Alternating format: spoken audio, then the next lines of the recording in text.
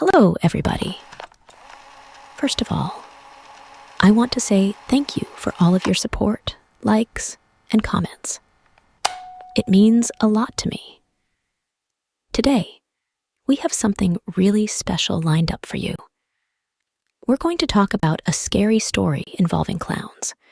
So, let's get started.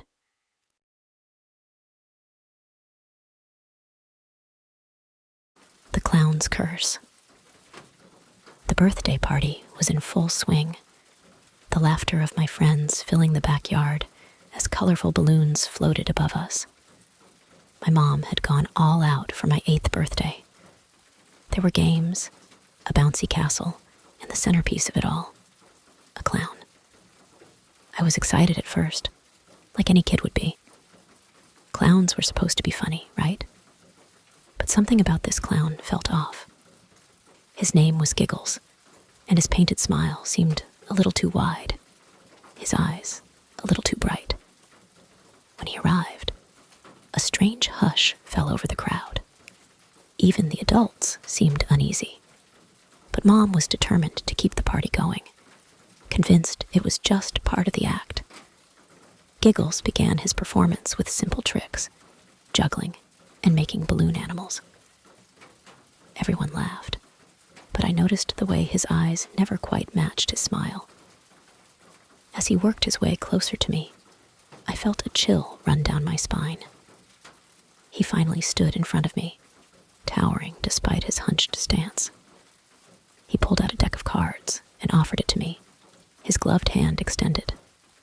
I hesitated, but Mom nudged me forward. With trembling fingers, I drew a card, the Ace of Spades.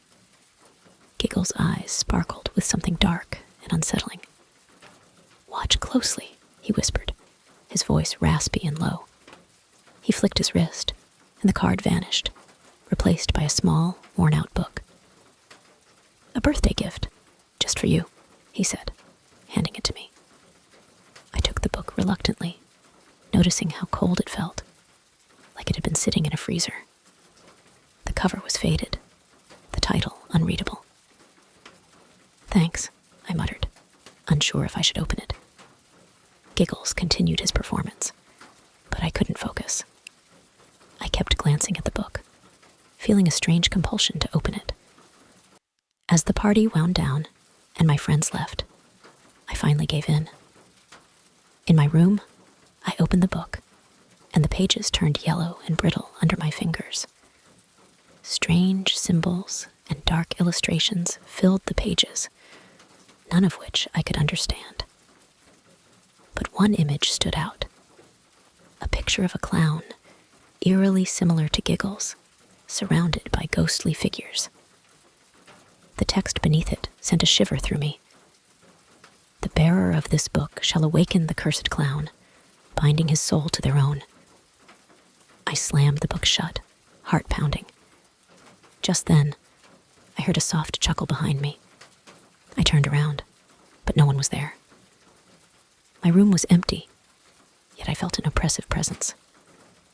That night, I couldn't sleep. Every creak of the house made me jump, and the shadows seemed to dance with malicious glee. I heard whispers, faint but unmistakable, echoing the raspy voice of Giggles. Days passed, and the whispers grew louder. Giggles began appearing in my dreams, his painted smile warping into a menacing grin. He would chase me through endless mazes, his laughter echoing in my ears. I woke up each morning drenched in sweat, the book always lying next to me, no matter where I hid it. I tried telling my parents, but they dismissed it as a child's imagination. The more I insisted, the more they seemed to distance themselves from me, their eyes growing cold and distant. It was as if the book's curse was spreading, warping reality around me. One night, as the whispers reached a fever pitch, I decided to confront the book once and for all. I opened it to the page with the clown and traced the symbols with my finger, hoping to find a way to break the curse. Suddenly, symbols began to glow, and a cold wind filled the room. Giggles appeared before me, more real and terrifying than ever. His painted face twisted in a sinister sneer. "You summoned me," he hissed. "Now, we are bound forever."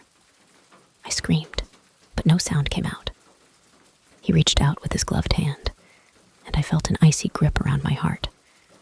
Everything went black. When I woke up, I was in the hospital.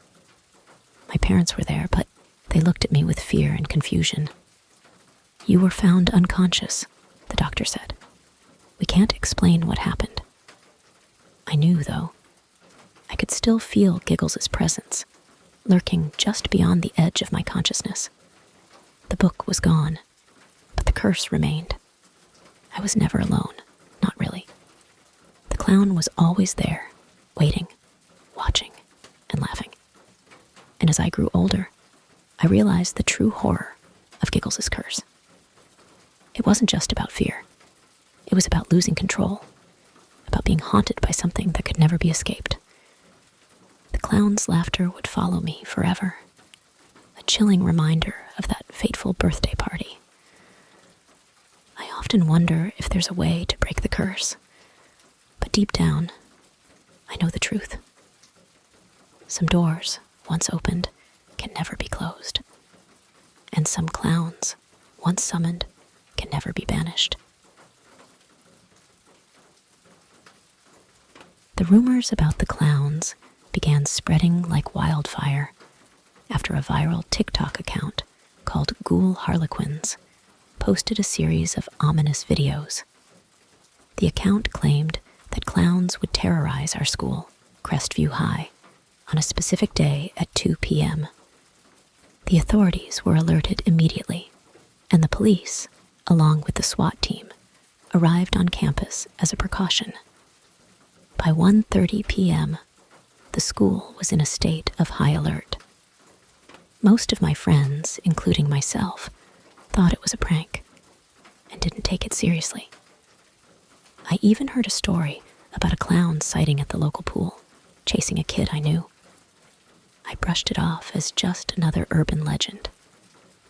However, at precisely 2:15 p.m., our vice principal's trembling voice crackled through the loudspeakers. "We are now going into lockdown. Please shut the doors and lock the windows."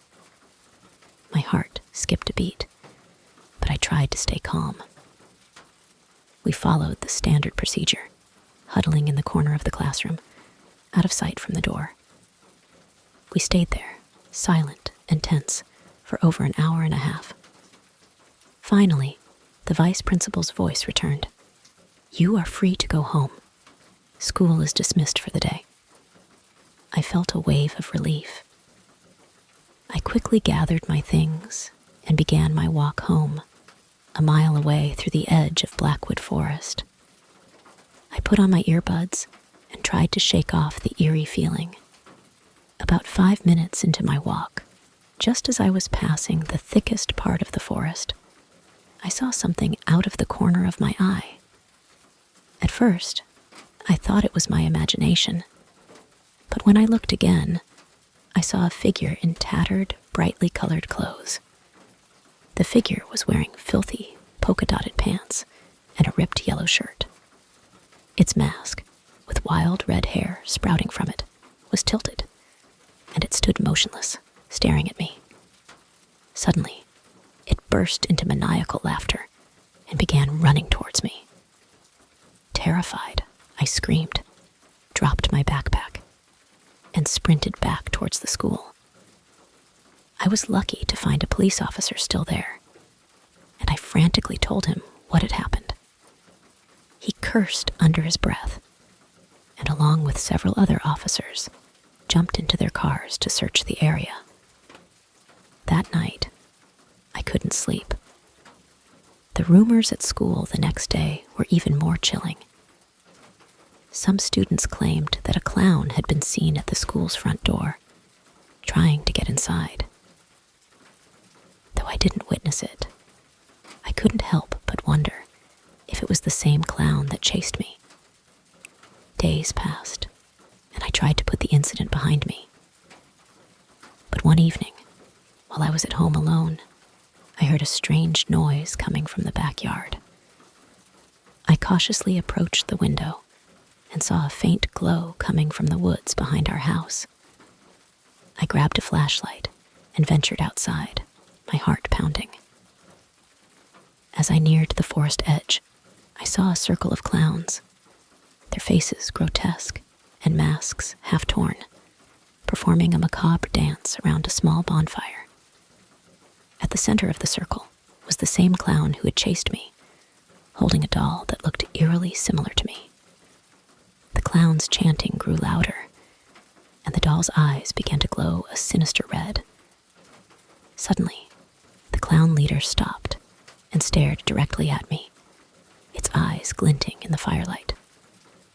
"We found you, Alex," it hissed, using my name. I stumbled back, dropping my flashlight.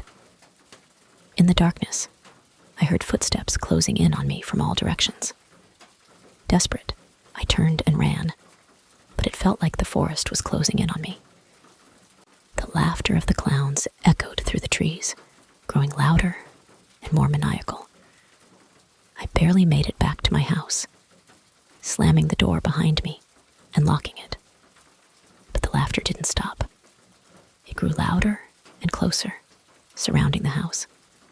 The last thing I saw through the window before I passed out from fear was the clown leader, pressing its bloody handprint against the glass, grinning.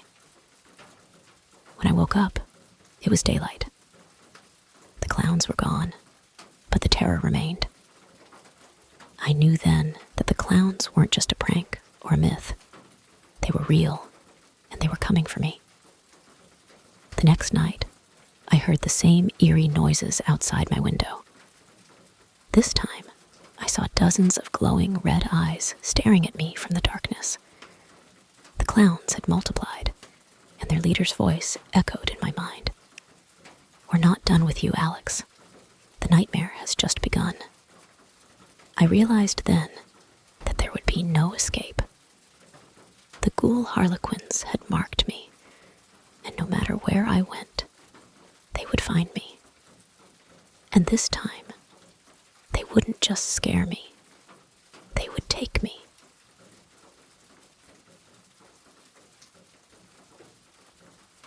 The book looked innocent enough.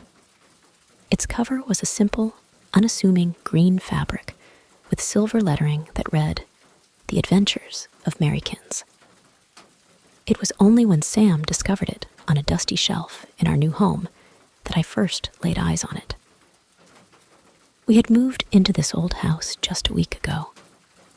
Sam was already curled up under his blanket when I decided to read to him from this curious find. Sam had always been easy to settle into bed with the promise of a bedtime story, especially if it involved his current love for pirates and treasure hunts. But The Adventures of Marykins seemed like an odd choice compared to his usual favorites. "Are you sure you want this one, buddy?" I asked. "Yes, Dad," Sam replied enthusiastically. I sighed and opened the book, hoping it would be a quick read. Once upon a time, there were two brothers named Tommy and Billy. They were just like you, full of energy and curiosity. One lazy afternoon, with nothing to do, Tommy said, "I wish we had something exciting to play with." The first illustration showed the two boys in a quaint bedroom with toy soldiers and castles. They seemed bored out of their minds. They thought and they thought, until Billy exclaimed, "I know! I'll call our magical friend." He took an old book and chanted, come out, wherever you are, Mr. Marykins, from lands afar." With a puff and a flash, a colorful character appeared. Mr. Marykins, a large jester with a painted face and a mischievous grin. I paused, hoping Sam would start dozing off, but his eyes were wide with interest. "Hello, boys," said Mr. Marykins. "I hear you're in need of some fun. Come with me to Maryland. where adventure never ends. The boys, excited for the change, took the jester's hands and counted. 1 Mississippi, 2 Mississippi, 3. And with that, they were whisked away. The next page depicted a whimsical world full of candy trees, floating islands, and endless games. No parents, no rules, just fun. But as the tale went on, the jester's grin became more unsettling. Days passed in Maryland, and the boys reveled in their newfound freedom. But then, one evening, Mr. Merrikins looked sad. "What's wrong, Mr. Merrikins?" asked Tommy. "I'm just so very hungry," the jester replied, his grin returning but his eyes cold. "Would you like some candy or a cupcake?" Billy offered. But Mr. Merrikins shook his head. "No, my dear boy, I need something more substantial." With that, he grabbed Billy, lifting him high. My heart pounded as I turned the page, and then I slammed the book shut. "That's enough for tonight, Sam." "But Dad, what happens next?" Sam protested, his eyelids drooping. "I'll tell you tomorrow. Sleep tight, kiddo," I said, kissing his forehead and switching off the light. Downstairs, I poured a stiff drink before reopening the book. The next illustration was horrifying. Mr. Merrikins was devouring Billy, blood dripping from his painted lips. Billy's face contorted in agony. I felt sick to my stomach, but couldn't stop reading. Mr. Merrikins feasted on the boy, gnawing and slurping, until there was nothing left but bones. Tommy watched in horror, hidden behind a candy tree. When the jester finished his gruesome meal, he licked his fingers and began searching for Tommy, calling out with a sing-song voice, come out, wherever you are." Tommy ran, desperate to escape. But Maryland was a maze with no exit. Exhausted, he hid, but Mr. Merrikins found him, his eyes gleaming with delight. "You'll be my next feast," he said, dragging Tommy towards a bubbling cauldron. The final page showed Tommy hanging over the cauldron, his skin blistering from the heat. Mr. Merrikins stirred the pot, his grin wider than ever, waving at the reader with a skeletal hand. "Dinner is served. Bon appetit." I couldn't believe what I had just read. Who would write such a thing? I threw the book in the trash, horrified. The next morning, I woke up early and grabbed the local paper from the doorstep. As I sipped my coffee, the headline caught my eye. 10th anniversary of local boy's disappearance. The article detailed the mysterious vanishing of brothers Tommy and Billy Thompson from their home on March 15th, 2010. Despite extensive searches, no trace of them had ever been found. Police were once again appealing for any new information.